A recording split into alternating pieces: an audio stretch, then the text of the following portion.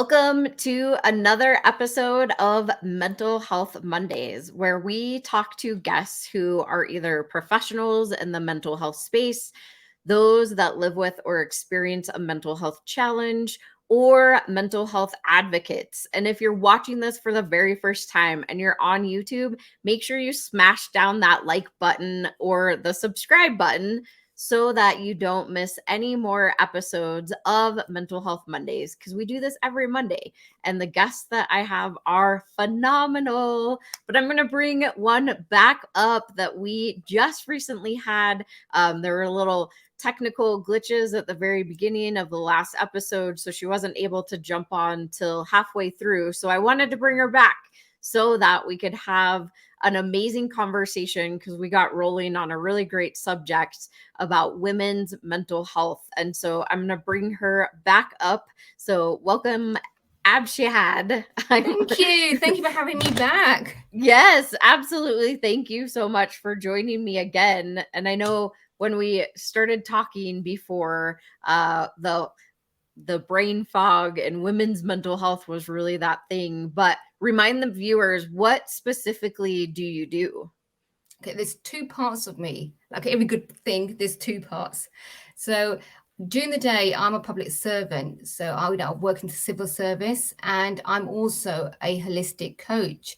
So what that really means is I have clients that I do the traditional coaching with, but I use different techniques. Like I do the normal, or which what I call normal NLP, and the other techniques, emotional intelligence, but then I also do some energy work. So I'll use hypnotherapy, trance healing, Reiki, and really go back into the timeline to understand what's really happened. So it's looking back to understand why the patterns that they've developed or why they get stuck to where they are.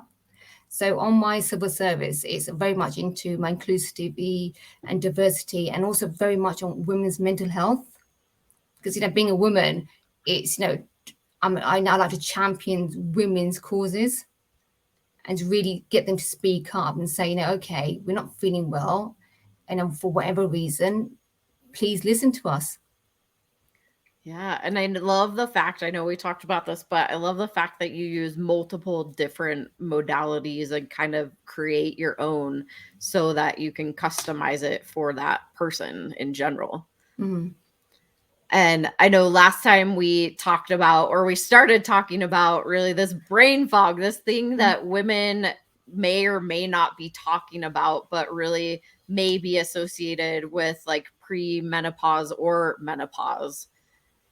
And I know you want to talk a little bit about that. Yeah, I came across this, but I'm really passionate about women's mental health. And, because I think, as women, sometimes we get sidelined, but we don't really do any favors for ourselves either, because we're so busy, we're juggling so many roles, and we are super women, and we believe we should be championing, saving the world, doing everything in between. And that does come at the cost of our own mental well-being. Like, for example, for me, I've realized that since October, things went right with me. I was forgetting things, forgetting people's names. And the next day I'm like, okay, I'll remember that person's name now. And then I start asking friends, family, etc. And then, we're in the same boat. That happens to us as well.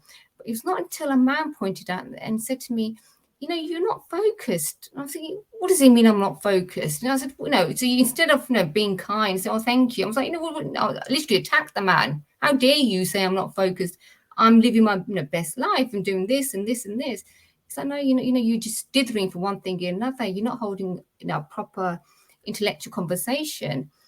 And obviously, it did hit the ego. And I thought, how dare you? I did think, how dare you say that to me? But then I started watching myself, and even in conversations, it was not until I was having those long intellectual conversations I realized, okay, I'm struggling to concentrate in.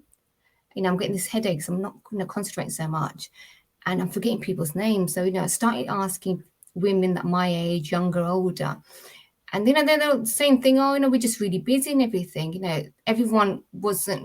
really that I knew was looking after their mental well-being. Even coaches, we know what we're supposed to be doing. But it's suddenly when it came to us, we sort of forgotten about ourselves.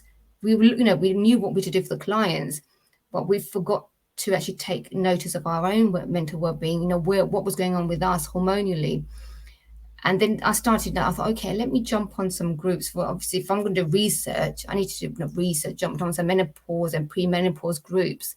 I thought, what's going on in other people, women's lives? And women have been suffering in silence for, years. And then you hear about, it impacting their relationship. And, they're becoming anxious, anxiety driven, and really going into a hole. So what they've become a shadow of themselves, confident women, not professionals, not trusting their own ability, not going for promotions because they don't think they're capable enough. They've actually left the workforce because, they don't know who they are. Before they were these confident women, but now you're second guessing yourself. Who are you? Do you have the capability to actually sit in those high positions? You don't want your directors, managers, higher ups to know you're not coping. And then the other thing, what really surprised me when I dug a bit further was that, when I looked into, we have the House of Commons here and the House of, the Parliament. So we have different debating platforms. And women, in October last year, there was actually a discussion on the menopause bill. And in there, they did their own research, and they had, one of the research was women were afraid to speak up and saying, we're in perimenopause or menopause stage, and we're afraid to tell our employers, we're telling you this in silence, please don't disclose our name because it may impact our career. And it just shows you the mental well-being of these women. We're in different stages of life, different careers, etc. But everyone's suffering in silence. So this is why I'm so passionate. I want women, I love men to support us as well, but I want women to speak up, saying, I'm not feeling so great, but say what's wrong. Yeah, I mean, it's something that comes up in society, but yet we don't. I mean, I guess I should go backwards, but I feel like it's something that we just don't talk enough about. Like, I feel like everybody's like, yes, women go through menopause. We all know that it's going to happen. At least from a woman's perspective, we understand that. But then when it happens, we're not talking about it enough, just like we're not talking enough about postpartum depression or postpartum psychosis, which are very real challenges that women go through based off of the hormones. And men, they don't quite understand, or they're not able to experience what we go through. And as a woman, we're like, well, I don't want to tell anybody, like you said, I don't really want to tell anybody that I can't focus or I'm not remembering names. And I oftentimes experience that. And I know you and I had the conversation too, is that our brains don't fully develop till we're about 25. But once we hit that peak, they actually start going down. So it's like, oh, great, my brain is fully developed now, but now it's starting to deteriorate as soon as it develops. And so, but then you added the hormones in there. You add all these other things, and it's a real thing, this brain fog, this not remembering, and it's not just because we're busy. So I love that you brought that up. I think this is why it's important for women to talk, because when we go back, we look through the curriculum school. I'm not sure about the US, but the UK curriculum, it talks about menstrual cycle, talks about birth. And after that, when I was younger, I never knew what menopause was. I never heard of perimenopause. It's not until the symptoms sort of creep up and people start saying, oh, have you looked into this? And, then I started doing my own research and looking at the medical profession here in the UK. How much do they know? And now, the younger doctors, and they have looked into it. So doctors are, the new doctors, they will be studying a lot more. But this is why, we haven't really got the services there to support us, because we've just taken it on board saying that, it's one of those things. But if we start talking about it, then people become more aware. And I did actually say to my workplace, it should be compulsory for your managers. We have managers of different ages. They should understand what's going on, with their, if you're managing a woman, you could be a young woman, old, but perimenopause or menopause can hit you at any age. It doesn't have to be a defined age. I know of women that had it really early. So, but people, managers, men, female, whoever they are, they should have an understanding. The corporate policy should have an understanding that yes, these people work for. We're asset for them. We don't. We obviously we get paid, but most of us want to do the best job we can. So it's the responsibility of the corporate world to look after us as well. This is why I'm so passionate. I want people to start talking. I know, please don't see it as a dirty word. It's not a dirty word. We all, women, we all have, God bless with long lives. We all will go through this phase in our life. It's normal.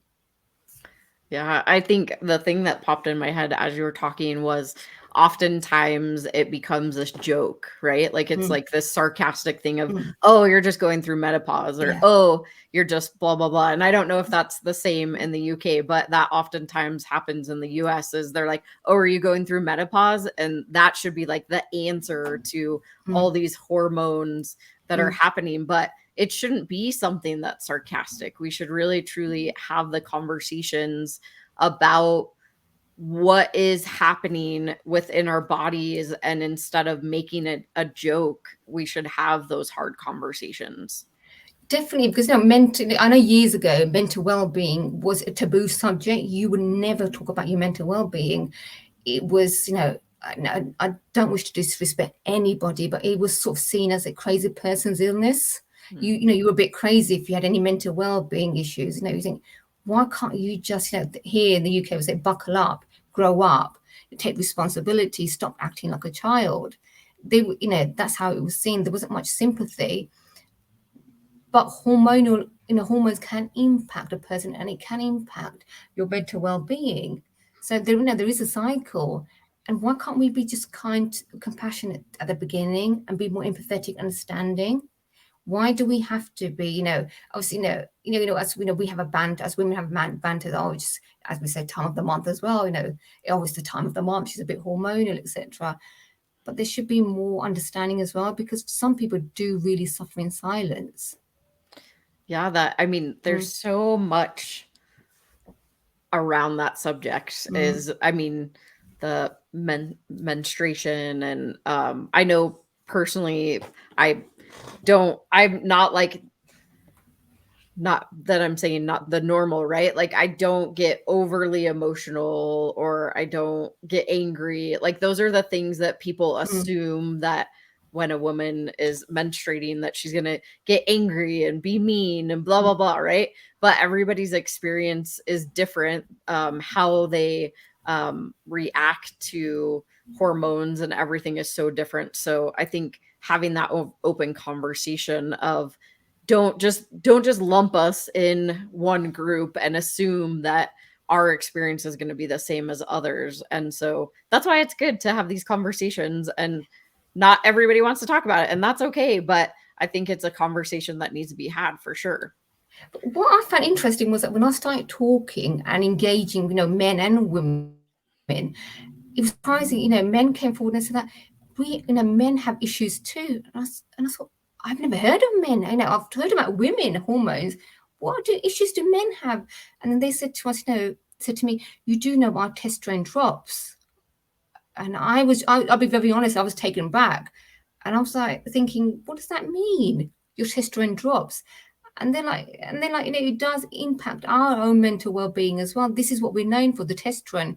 We don't have that. What do we really have? So it is, it's not until you start engaging, you think, okay, on this, I'm on this side of the fence. This is what I'm going through. A man's on this side of the fence. He's going through this. I can't understand him because no one's actually opened up and said that to me. I've never been told. It's not until he said to me, and I was thinking, okay, that's interesting. And I won't press to this person too much, but take it on board and let's start talking. And then over some time, men will come forward and start talking about their own mental health being issues, as they age, how it impacts them, because it definitely does. Yeah, that's a good point too, is that what women experience is going to be very different than men. And I hadn't ever, thought of it that way either, is that, men can have similar experiences with different hormones also. And with like sexual desire and all those different things, right? So it can go both ways, and having those conversations with both sexes is really good, to not assume that we know what the other one's experiencing. So Yeah, definitely. But it all starts with a conversation and being very open and authentic. I do understand, it's not easy for everybody just to have that conversation, say, oh, okay, I'm a bit hormonal or menopause, etc. Because we're in that sort of industry, and you can talk about, we talk about from a mental well-being point. So we can talk about it, and we feel more confident talking about this and reaching out to different people. But I do understand and totally appreciate, not everybody's in the same boat. So I would encourage people, just to, even if it's just your small community of friends, your sister, whoever it is, please speak up. And because even the doctors sometimes, they may be a bit dismissive. I do understand with COVID and everything else, they were overwhelmed. I do appreciate that. There's, in the UK especially, we're catching up. There's a lot of catch up. So, they are overwhelmed with everything else. And, a woman's hormonal issue, women and men's hormonal issue may not be the top of the priority list. But if you're not feeling well, please keep reaching out. And sooner or later, someone will notice and start talking to you.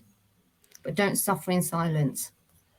That's a great point, and something that I consistently say is advocate. Advocate for yourself, advocate for others, those that you love, and make sure you keep having those open, honest conversations. And like you said, it's not always the easiest conversation to have, but it's really important. And more often than not, you're not alone in this experience. There has been other people that have gone through it, or maybe somebody is currently, and they haven't had the opportunity to talk about it. So definitely having these open and hard conversations. And that's the key to like what we do here with Mental Health Mondays, is having the conversation that nobody else wants to. So the other thing, what I found is having these conversations, you probably may have the same experience as me, is when you start having these conversations, you are not just educating, everyone around you, but also educating the younger generation. And, they are more, especially with COVID, they're more open now about their own mental well-being and how things, sit with them. So my children, as we discussed, is my youngest is 19, my oldest is in their mid-20s.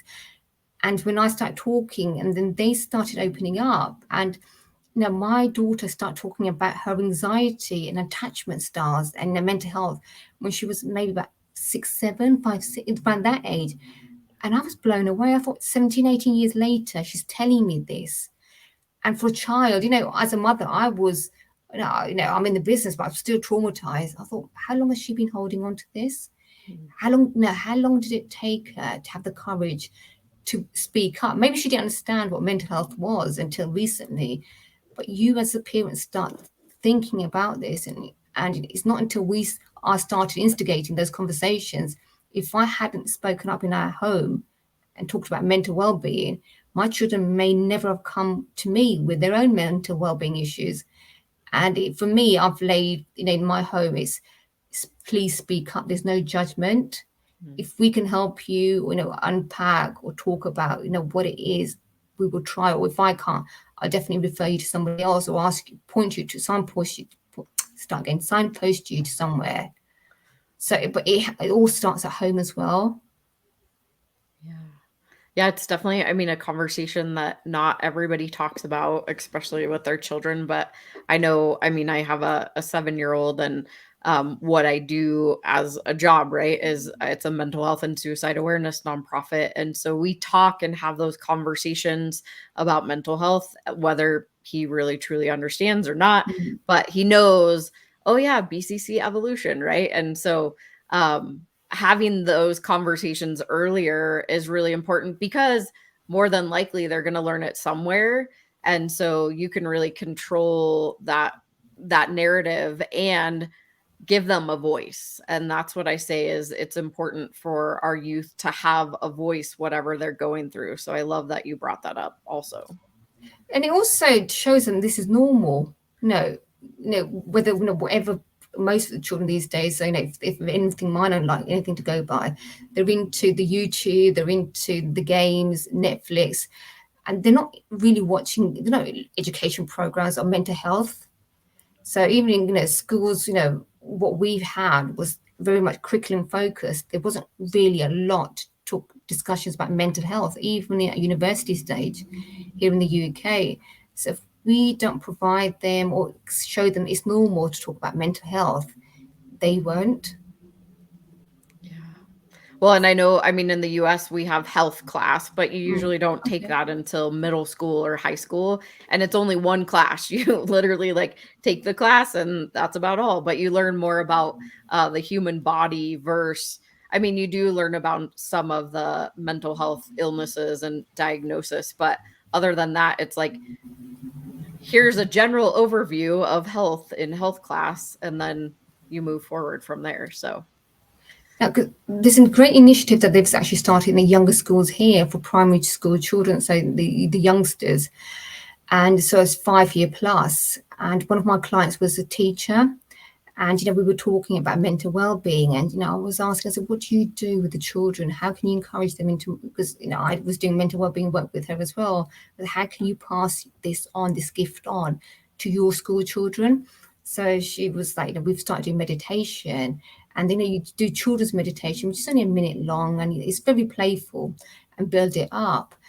And then I asked, I said, why don't you start talking about textures and colors? Because if you start, children at a young age, if we normalize it, they'll start talking about mental health. So, when I was a child or when my children were children, small children, they'll talk about stomach aches. And I will say, where is it? Show me any part of your body. What color is it? Is it black? Or no, they're giving me a description. Is it prickly? Is it gooey?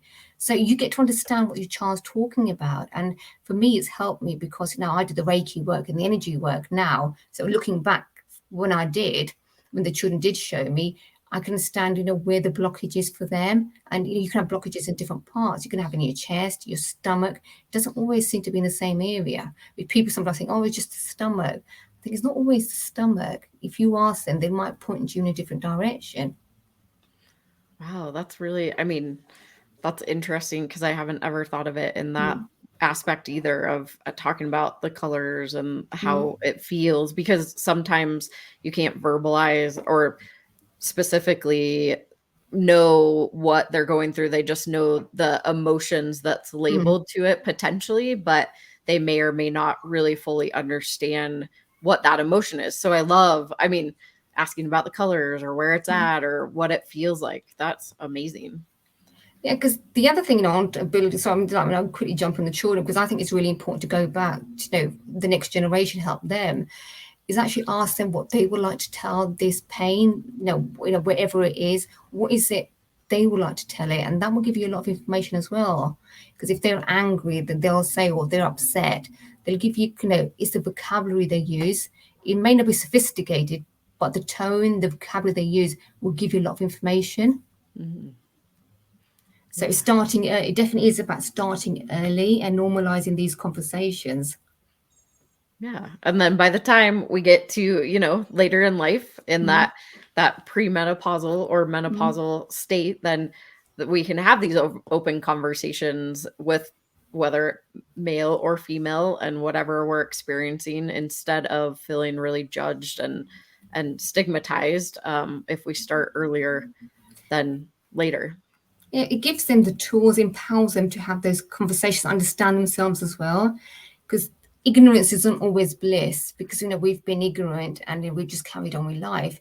We may have done more damage than good because we've not looked after our own mental well-being, because it wasn't a thing to do.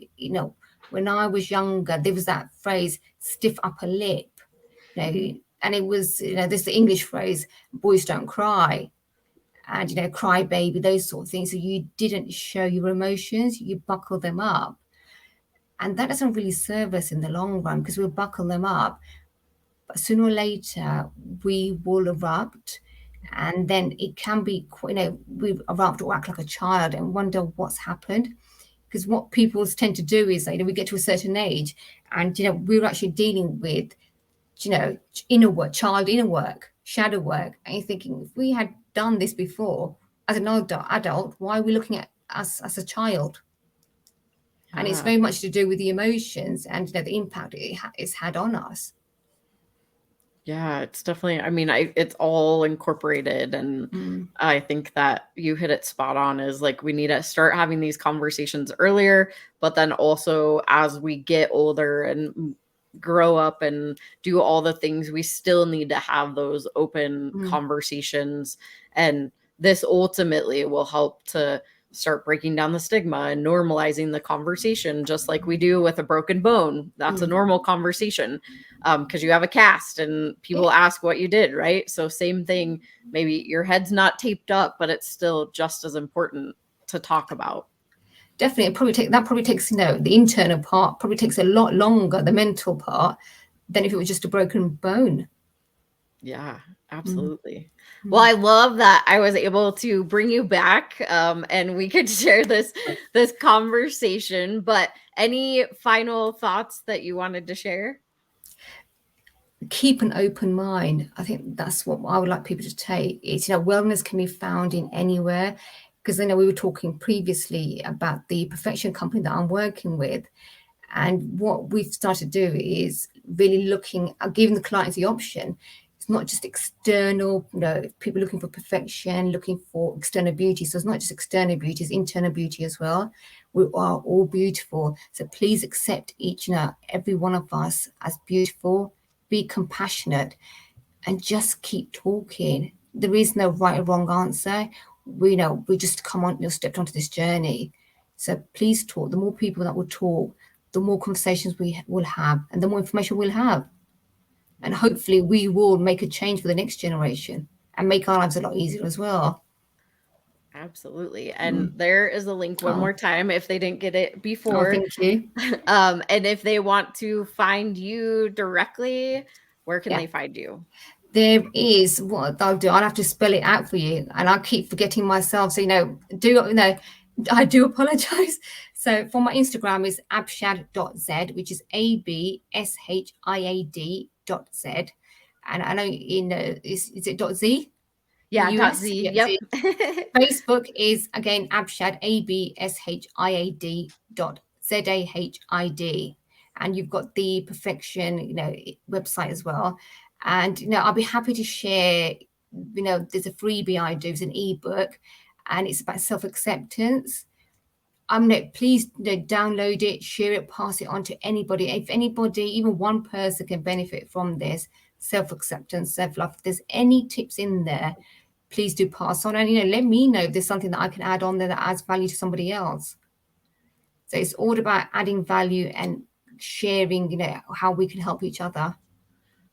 Awesome. Well, thank you so much for joining me again. I Thank you. really appreciate you coming back. No, thank you for having me. Absolutely. All right, y'all. That was another amazing episode of mental. I'm like blah, blah, blah, Mental Health Mondays, where we talk to professionals in the mental health space, mental health advocates, or those that experience or live with a mental health challenge. Again, make sure that you click that subscribe button down below. If you want to know more information, again, all of it's in the comments that you can go share, like, post, do all those things. And then make sure that you join us for another episode of Mental Health Mondays. We do this every single Monday at 11 a.m. Mountain Standard Time, Denver time, whatever it might be. And with a reminder, BCC Evolution is a 501c3 nonprofit. So you can become a warrior for mental health today with only a $20 or more donation and get this really cool shirt. So make sure you go over to bccevolution.org and sign up to become a warrior for mental health today. And then join us back here next week for another episode of Mental Health Mondays. Bye, y'all.